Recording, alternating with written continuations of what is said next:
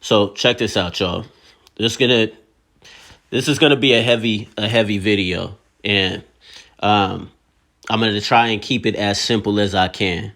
When it comes to the text, people play massive games with the text, especially with the English, and it's a great thing that we have valuable tools that people can use for free to dig into the original language.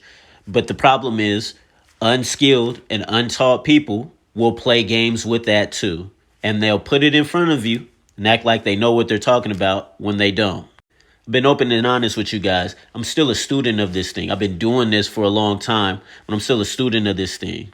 But I've been doing this long enough to be able to break things down right in front of you. I want to, again, walk you guys through the beginning part of 2 Thessalonians chapter 2. So Paul starts off with erotomen de humas adelphoi. Now, erotomen is the first person plural form of the verb erotao. And that means to ask or to request, entreat. You know what I'm saying? It means to ask. Now, syntax is a bit different in Greek. In English, we tend to go subject, verb, object. The subject is performing an action on the object. And Greek is not like that, or Koine Greek is not like that. So we have but, or now. We ask, who is we? Who is the we speaking here? Well, we know from chapter 1, verse 1, the we is Paul and Silas and Timothy.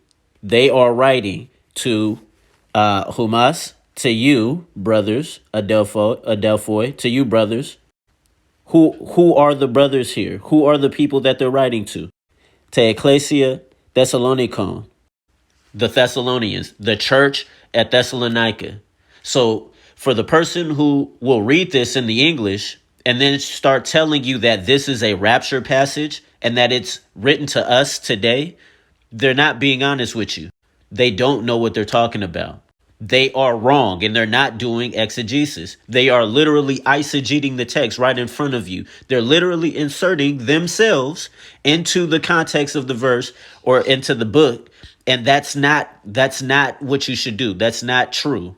There are plenty of other passages that were written to believers of all time, but this isn't one of them. Anyways, let's keep going. So Paul, Silas, and Timothy, they're asking the Thessalonians, who per tes parousias to kuriou. Okay, this is who per is a preposition meaning about or in regards to. They're about to ask them something in regards to the Lord's parousia. Now that parousia, that word right there, coming or arrival, is the same word that is used by Matthew and the rest of the gospel writers. His parousia against the temple. Matthew 24, verse 3. If we go there, epi himin, which is you tell us, pote, which is at what time or when, right? So tell us when. Tauta estai, these things, tauta, these things estai will be. And the things that will be are the things Jesus said in the previous verses about the temple, the stones of the building being torn down. Those are the things that this tauta is talking about. Kaitito Simeon, which is and of the signs. Okay. Tes says parousia. So the signs of your coming, your arrival. Kai Suntelius to Ionas, and I've done a video a few times on that. The end of the age being the old covenant age, the Old Testament age, the age of temple sacrificing that was over with. When Jesus came against the temple, that it was done. And it's interesting too, because if I look at like right next to the word in the margin, there's a cross reference there regarding the parousia, First Thessalonians chapter 2, verse 19. So if we go there, see Paul encouraging the Thessalonians regarding obtaining their glorious crown. Anyways, this parousia, okay, of the Lord, right?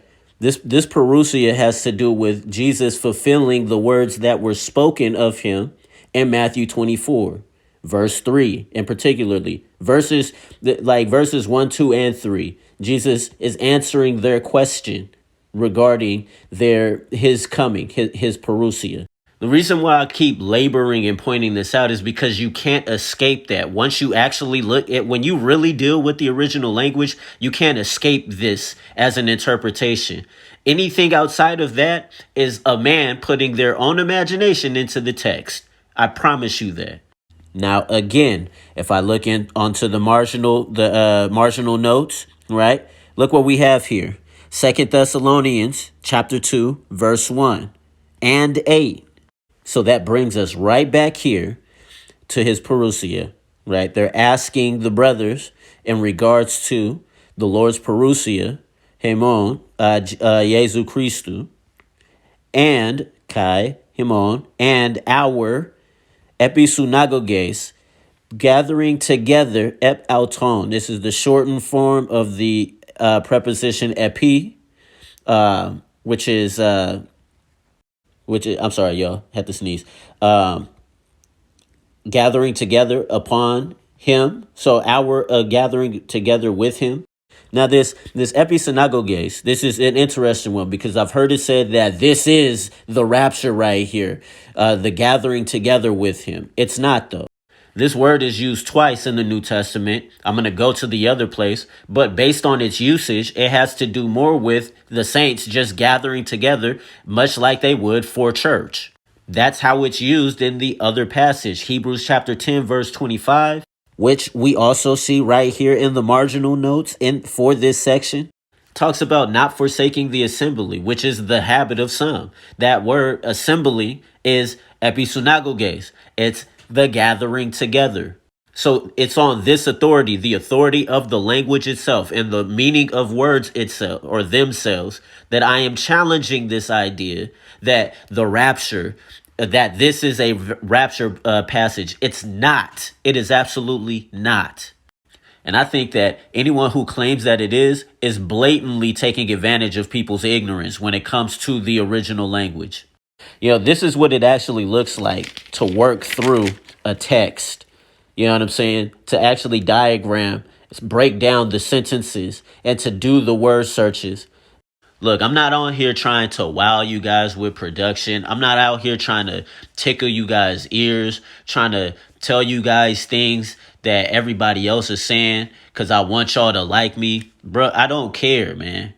The prophets were not liked. They said a lot of things that God actually told them to tell the people, and they hated it. They hated what God had to say. They took the prophets, they beat them up. They rejected what God actually said. And instead of accepting what God actually said and the people bringing what God actually said, they accepted the false prophets. They listened to what was tickling their ears. They listened to what they wanted to hear. You know what I'm saying? My bad, real quick, y'all. I did just want to show y'all it to the Hebrews, not